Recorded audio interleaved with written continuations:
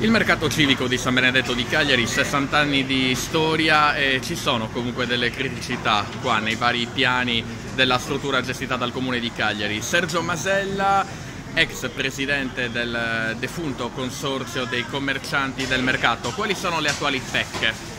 Attualmente i problemi sono i tombini che il sabato hanno fatto fuoriuscire del liquame dell'acqua da Ecuador, ma che comunque ieri sera già hanno provveduto a ripulirli a tutto qua. Altri problemi sono la scala mobile, i vari ascensori che ci servono per